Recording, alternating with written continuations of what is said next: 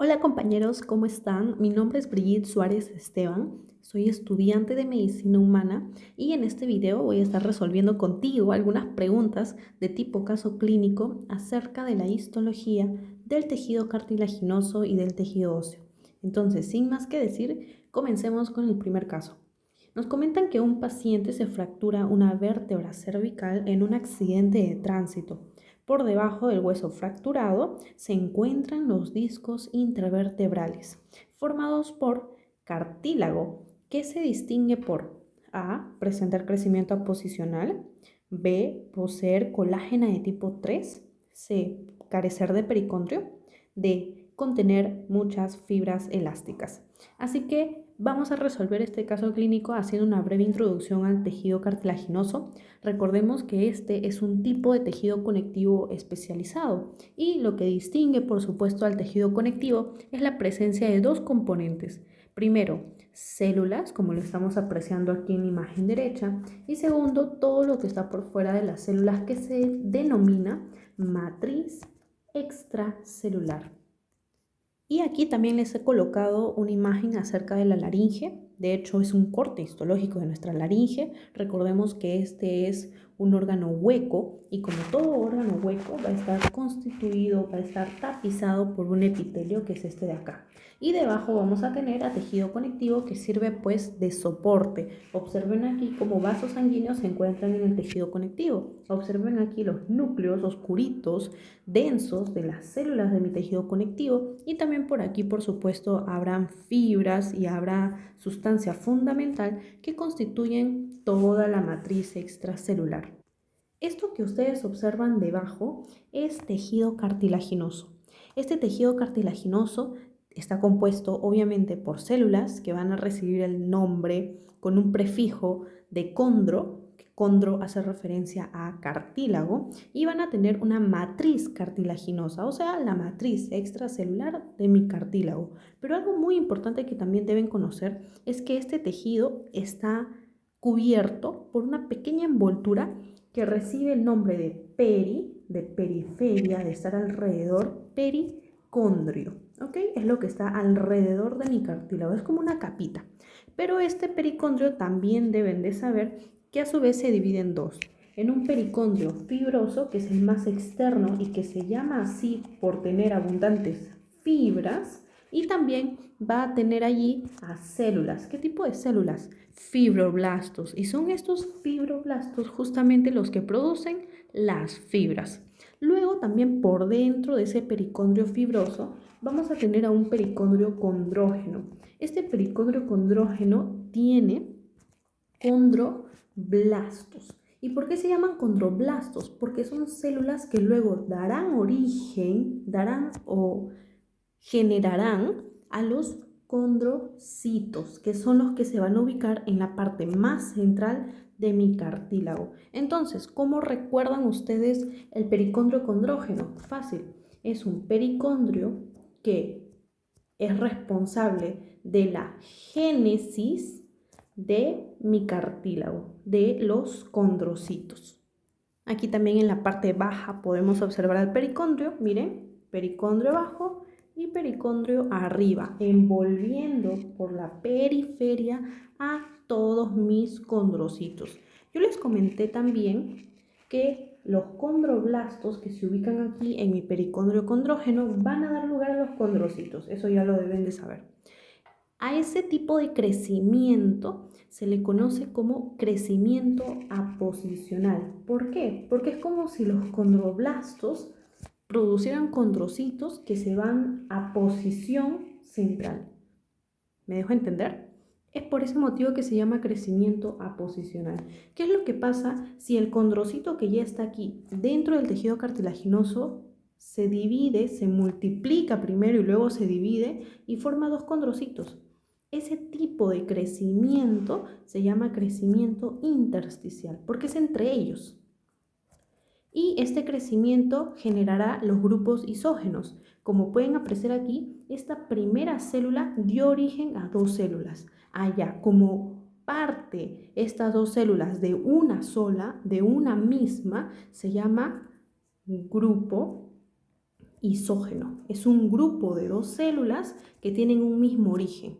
Este grupo isógeno, cuando está formado únicamente por dos células, se denomina grupo isógeno axial. ¿Ok? Axial. Axial hace referencia a todo lo que es una filita, ¿ya? Y por otro lado, supongamos que se trata de un grupo isógeno con un origen en una célula, pero esta célula se dividió en dos. Y luego cada una de estas se dividió en dos más. ¿Cuántas células tengo ahora? 4. ¿Cómo se llaman? Estas células se llaman condrocitos. No se olviden, estos son los condrocitos. Y este grupo ya no se llama grupo isógeno axial, sino que recibe el nombre de grupo isógeno coronal, porque parece una corona. Es un grupito de 4 células. Recuerden también que cada condrocito ocupa un espacio en el tejido cartilaginoso y ese espacio que ocupa se denomina condroplasto. En este punto viene lo más interesante.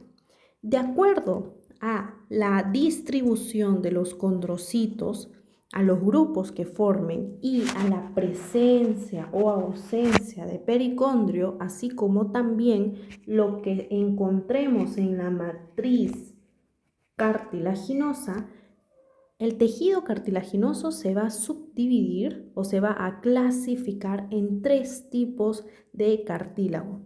Así pues tenemos al cartílago hialino, aquí tenemos al cartílago elástico y el que nos interesa para resolver esta pregunta, al fibrocartílago. Este fibrocartílago, como pueden apreciar, tiene grupos isógenos todos axiales. En la matriz cartilaginosa yo voy a encontrar principalmente colágeno tipo 1 y además este tipo de cartílago, el fibrocartílago, no posee esa capita que yo les comentaba, no posee pericondrio, no hay pericondrio y aquí lo he colocado para que ustedes lo puedan tener. Carece de pericondrio, en la matriz encontramos fibras colágenas tipo 1, los grupos isógenos son axiales y lo más importante es que se ubican en los discos intervertebrales. Recuerden que nuestra columna vertebral está formada por vértebras. Miren, acá tengo una vértebra, acá tengo otra. Pero entre esas vértebras, como son huesitos, no puede haber fricción, ¿ok? Por lo tanto, allí hay cartílago. Un cartílago que tiene una disposición o tiene una forma de disco y como está entre vértebra y vértebra se denomina disco intervertebral. ¿Pero qué es lo que está conformando este disco? Fácil, cartílago de tipo fibrocartílago, ¿ok? Entonces ya podemos responder esta pregunta. Miren, tenemos que presenta crecimiento aposicional. No, no presenta crecimiento aposicional. ¿Por qué? Porque no posee un pericondrio. Y recuerden que en el pericondrio, específicamente en el pericondrio condrógeno, es donde se ubican los condroblastos. Y estos condroblastos luego se diferencian en condrocitos y los condrocitos se posicionan en el centro del tejido cartilaginoso y a ese crecimiento se le denomina crecimiento aposicional. Pero como en este fibrocartílago no hay pericondrio, no hay crecimiento aposicional. Lo único que hay es crecimiento de tipo intersticial. Esto es incorrecto. Luego tenemos que posee colágena de tipo 3. No, es colágena de tipo 1. Carece de pericondrio. Exactamente. ¿Contiene muchas fibras elásticas? No. Esto de fibras elásticas va a estar presente en el cartílago elástico. Así de simple. Un truquito para que se puedan acordar de la ubicación de este tipo de cartílago es tener en cuenta que el fibrocartílago soporta grandes cantidades de presión y es por ese motivo que también lo encontramos en la sínfisis del pubis, que es la articulación del pubis y soporta ahí una gran cantidad de presión. En los discos intervertebrales, por ejemplo, entre vértebra y vértebra, en nuestra columna hay una gran cantidad de presión y esa presión es soportada por los discos intervertebrales gracias a que contienen fibrocartílago. Siguiente caso, nos mencionan que un paciente acude con un nódulo en la cavidad oral orofaringe. La micrografía óptica era de una zona normal de su biopsia. La estructura que alberga el nódulo es Aquí les comento que ustedes están observando al cartílago elástico. ¿Y cómo yo lo sé? Bueno, aquí les voy a colocar otras imágenes del cartílago elástico. Este tiene escasa matriz cartilaginosa. Los condrocitos, miren, los condrocitos que se ubican en sus condroplastos son más voluminosos. Y a pesar de que la matriz cartilaginosa sea menos abundante, sea muy escasa, allí ustedes van a tener fibras elásticas y es justamente la presencia de esas fibras elásticas lo que le va a dar su gran elasticidad a este tipo de cartílago. Las fibras elásticas van a teñirse de un color muy oscurito, de un color moradito. Miren, aquí lo están observando en la parte baja. Observen aquí en la parte izquierda, en la parte más baja lo que estoy señalando. Miren esta fibra elástica. Exactamente. ¿Ok? Entonces aquí tenemos otras características de este tipo de cartílago. Tenemos que sí posee pericondrio. Aquí sí va a haber crecimiento a posición, crecimiento aposicional. Aquí la matriz, como les comentaba, es menos abundante y tiene fibras elásticas y también fibras colágenas de tipo 2. ¿Ok? Los condrocitos, como les comentaba, son más voluminosos y la ubicación va a ser en estructuras que son elásticas, como cuáles, como nuestro pabellón auricular. Tóquense, por ejemplo, donde nos colocamos el arete. Allí tiene una gran elasticidad nuestra oreja. Ya, esto se debe a la presencia de cartílago elástico. Otro lugar, otra ubicación de este cartílago es en la epiglotis. Recuerden que la epiglotis es una membranita que está en constante movimiento y por lo tanto pues necesita ser elástico. Entonces aquí la única opción es epiglotis, pero no hemos analizado la imagen. Miren, aquí tenemos a los espacios que ubican los condrocitos. Estos espacios se denominan condroplastos, con P. ¿Ok? Y estas rayitas que ustedes observan, estas rayitas oscuras, corresponden a las fibras elásticas. Aquí les coloco otra imagen donde también pueden ver a las fibras elásticas y las están señalando incluso. Estos son los espacios, los condroplastos. A los condroplastos también les llaman lagunas, ¿ok? ¿Por qué se llaman lagunas? Porque recuerden que los condroplastos son espacios donde se ubica el condrocito. Son como su casita dentro del cartílago. Ok, aquí tenemos más fibras elásticas. Vuelvo a repetir, la respuesta es la epiglotis. Última pregunta. Un paciente de baja estatura pregunta sobre la implicación genética de su condición y le gustaría saber el motivo. El médico sabe que el paciente padece de acondroplasia. ¿Cuál de los siguientes motivos sería el correcto sobre su estado? Falta de calcificación de la placa epifisiaria, falta de formación de la matriz en la placa epifisiaria, calcificación excesiva de la placa epifisiaria o formación excesiva de los condrocitos en la placa epifisiaria o por último reducción de la formación de los condrocitos en la placa epifisiaria.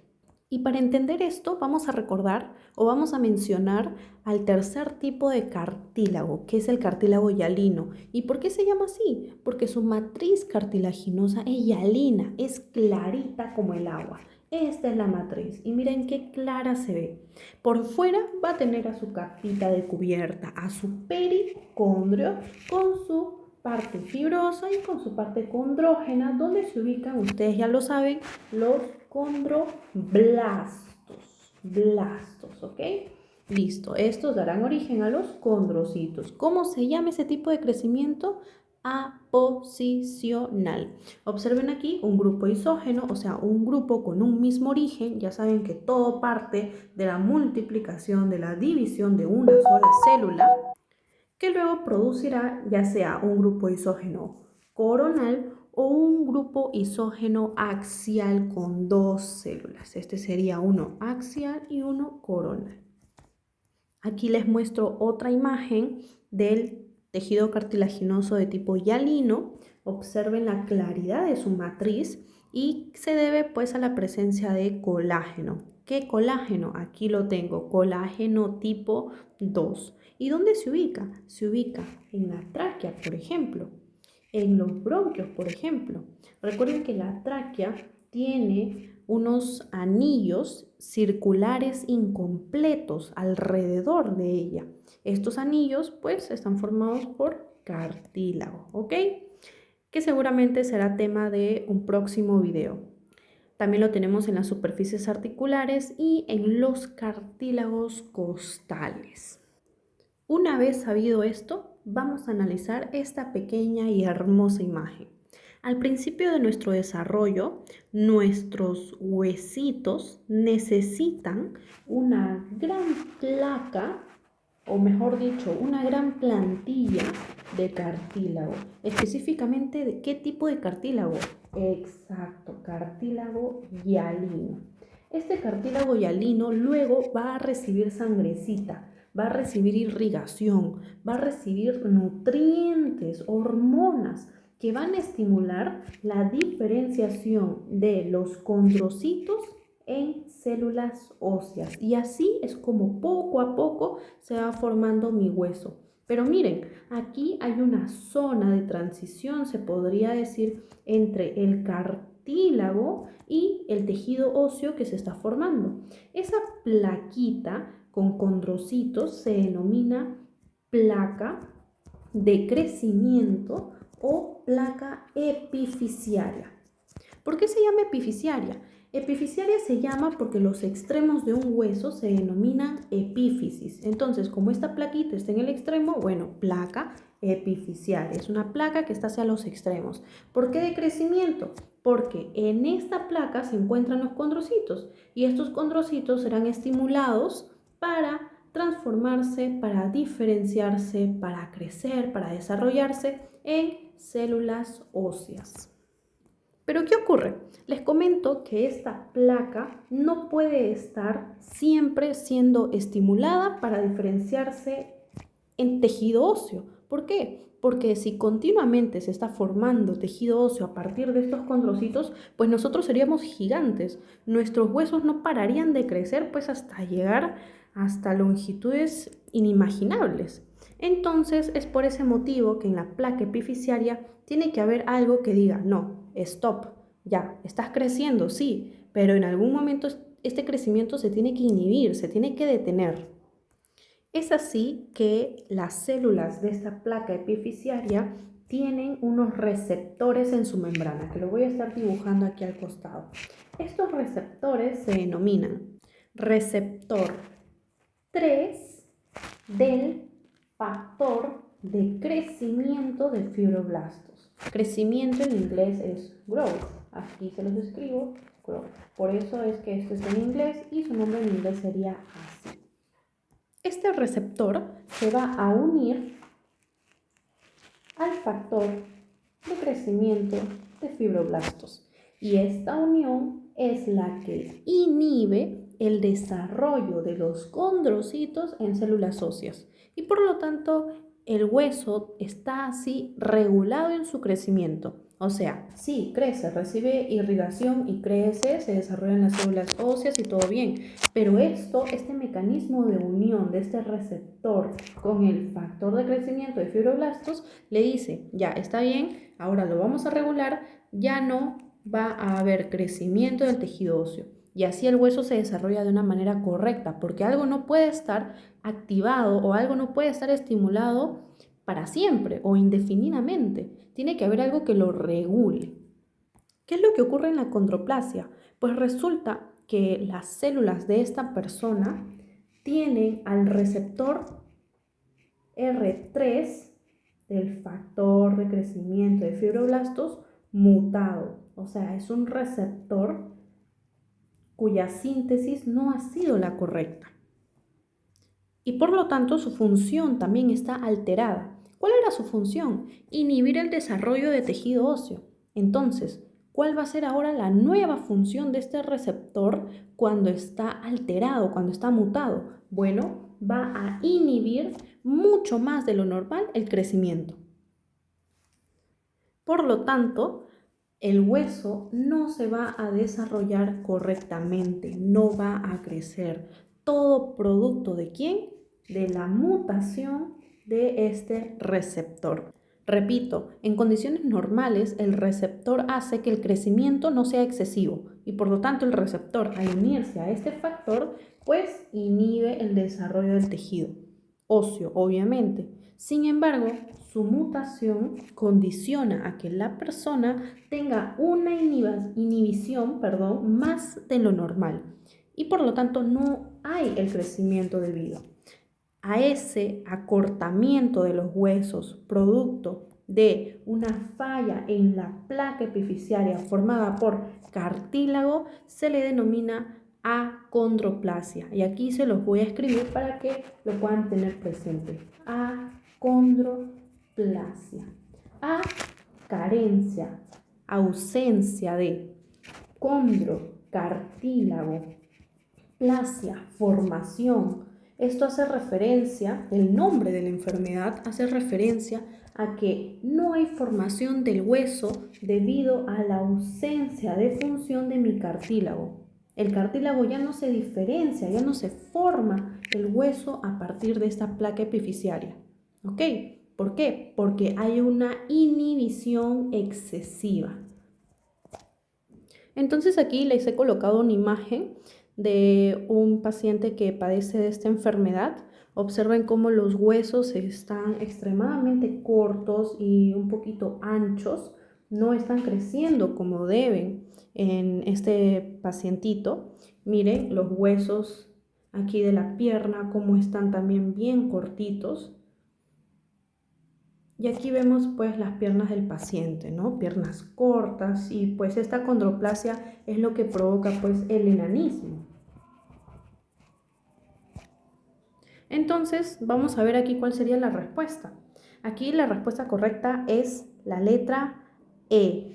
Reducción de la formación de condrocitos en la placa epifisiaria o también llamada placa de crecimiento, porque claro, los condrocitos no se forman, no se desarrollan. ¿No se desarrollan en qué? En células del tejido óseo. Se reduce su formación. Ahora, ¿sería formación excesiva de condrocitos en la placa epifisiaria? No, porque si los condrocitos se diferenciaran, se desarrollara el tejido óseo a partir de ellos, entonces los huesos serían mucho más grandes. Sería todo lo contrario. ¿Ok? Entonces, esta letra E es la respuesta correcta. La calcificación no tiene nada que ver, la matriz no tiene nada que ver. Y de manera muy rápida hablaremos acerca del tejido óseo. Miren aquí, el caso clínico nos menciona que una mujer de 60 años de edad, posmenopáusica, que acude a la consulta por dolor lumbar de 8 meses de evolución que no mejora con tratamiento habitual. Se realiza radiografía de columna que revela un trazo de fractura en la vértebra lumbar o en la quinta vértebra lumbar. Se sospecha osteoporosis, que significa disminución de la masa inorgánica, de la matriz inorgánica ósea, que se confirma con densitometría. Pregunta: ¿el componente óseo afectado en este paciente está formado por A, colágeno de tipo 1, B, cristales de hidroxiapatita, C, colágeno de tipo 2, compuestos de agrecan? ¿Qué será? ¿Cuál será la respuesta? Aquí les presento esta imagen donde pueden apreciar los componentes de un tejido óseo. Recuerden que el tejido óseo es tejido conectivo especializado y como todo tejido conectivo tiene células y una matriz extracelular. Estas células se llaman osteocitos, los cuales surgen por la diferenciación por el desarrollo de los osteoblastos. Y estos osteocitos, al igual que vimos en tejido cartilaginoso, tienen un lugar en el tejido óseo. Tienen como una casita, entre comillas. Y esta casita del osteocito se denomina osteoplasto. Es como su espacio dentro del tejido. Luego tenemos a la matriz ósea, todo lo que se ubica por fuera de las células. Esta matriz ósea tiene un componente orgánico como un componente inorgánico. Y aquí se los muestro. En mayor cantidad, en mayor proporción, tenemos un componente inorgánico. Pero, ¿cuál es lo que contiene la matriz inorgánica de mi matriz ósea? Bueno, contiene fosfato y calcio o fosfato de calcio. Este fosfato de calcio se va a cristalizar, o sea, se van a agrupar y van a formar cristales. Y estos cristales se denominan cristales de hidroxiapatita. Esta dureza y esta resistencia son muy importantes porque son las que le van a dar la característica de dureza y resistencia a mi hueso. También deben conocer que el colágeno que abunda en mi matriz ósea como componente orgánico es el colágeno tipo 1. Claro, puede haber otros tipos de colágeno, pero en menor proporción. Y ahora les presento a los osteoclastos. Los osteoclastos son los macrófagos de nuestro tejido óseo. Lo voy a escribir acá para que lo tengan presente. Osteoclastos. Como dice su nombre y como ya les expliqué, estos van a tener la función de fagocitar. ¿Fagocitar qué? Fagocitar la matriz ósea. ¿Este es un proceso anormal? No, es un proceso totalmente normal, porque la matriz ósea tiene que estar en constante renovación.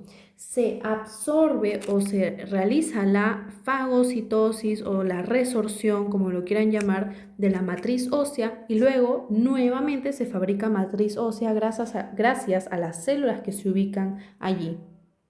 Y resulta que en los adultos mayores, producto de un desequilibrio hormonal, estos osteoclastos van a actuar de una manera inadecuada. ¿Ok? O sea, que los osteoclastos ya no tienen una función en equilibrio con la formación de la matriz ósea, sino que estos osteoclastos realizan la función de fagocitar la matriz ósea en mayor cantidad. O sea, esto ya es algo anormal. Y como fagocita todo lo que se ubica en la matriz ósea, especialmente los cristales de hidroxiapatita, se generan poros en el hueso. Y esta condición se denomina osteoporosis, la presencia de poros en el hueso. ¿A qué se debe? A la degradación excesiva de los cristales de hidroxiapatita que contienen calcio y fósforo debido a la acción inadecuada, descontrolada, desregulada de los osteoclastos. Un dato acerca de los osteoclastos es que estos son células multinucleadas y que la degradación de estos cristales la realizan mediante enzimas, obviamente, y estas enzimas reciben el nombre de metaloproteasas. En el caso clínico nos comentan también que se confirmó la condición de osteoporosis gracias a una densitometría. Recuerden que un cuerpo es denso cuando tiene algo más y un cuerpo es menos denso cuando algo está faltando allí, cuando hay espacios, cuando hay vacíos. En este caso hay vacíos en el hueso, hay poros en el hueso y esto justamente se puede evaluar por la densidad que tiene el hueso. Si tiene una menor densidad, pues es por la presencia de huecos, de poros allí. Entonces aquí obviamente la respuesta a esta pregunta es que el componente óseo afectado en esta paciente que padece de osteoporosis es la resorción o la degradación de los cristales de hidroxiapatita. En muchos libros van a encontrar el término de reabsorción. Les van a decir que los osteoclastos reabsorben los cristales o reabsorben la matriz ósea. Bueno, yo les comento que el término correcto es resorción. Aquí tenemos otra pregunta que también está relacionada con el caso clínico. Nos mencionan que en esta paciente hay un exceso de resorción ósea. Efectivamente, la célula encargada de este proceso se caracteriza por, primero, ¿cuál es la célula encargada de este proceso? Efectivamente, los osteoclastos, los que degradan, los que generan esos poros en las personas adultas mayores cuando estos no están funcionando bien. ¿Listo? Entonces aquí tenemos que se caracterizan por secretar metaloproteinasas, producir colágeno de tipo 1, agruparse en ostionas, poseer uniones intersticio? Como ya les comenté, las enzimas responsables de degradar la matriz y que se ubican en el osteoclasto son las metaloproteinasas, que degradan proteínas, ¿ok? Aquí les muestro una imagen real de un corte histológico de los osteoclastos. Observen que tienen en este caso dos núcleos. No se olviden, son células multinucleadas. Y al igual que los osteocitos, les cuento que estas células también tienen un espacio en el tejido óseo. Y este espacio se denomina laguna de Howship. Y yo les comentaba que el accionar o la función de estas células está muy relacionada con las hormonas. Les comentaba que en el caso de la osteoporosis se debe a una desregulación hormonal que hay en los adultos mayores y que producto de eso los osteoclastos actuaban de una manera diferente, incontrolada. Bueno, resulta que estos osteoclastos van a tener receptores para hormonas y estas hormonas le van a decir, degrada más, no degrades nada, y de eso va a depender su función. Eso lo vamos a ver en un próximo video acerca de sistema endocrino. Cuando hablemos de las hormonas, conocerán cada una de las hormonas que intervienen en la función de los osteoclastos y sobre todo, quiénes producen estas hormonas, que es un tema muy hermoso. Entonces, hasta aquí dejamos este video. Espero que les haya gustado muchísimo. Denle like si les gustó. Aquí pueden ver un paréntesis, aquí pueden ver una imagen real de estos osteoclastos. Miren qué alucinante cómo se encuentran en su laguna de Howship o compartimento subosteoclástico. Y eso sería todo. Si les ha gustado, compártenlo. Por favor, denle like, suscríbanse al canal y muchísimas gracias. Nos vemos en un próximo video.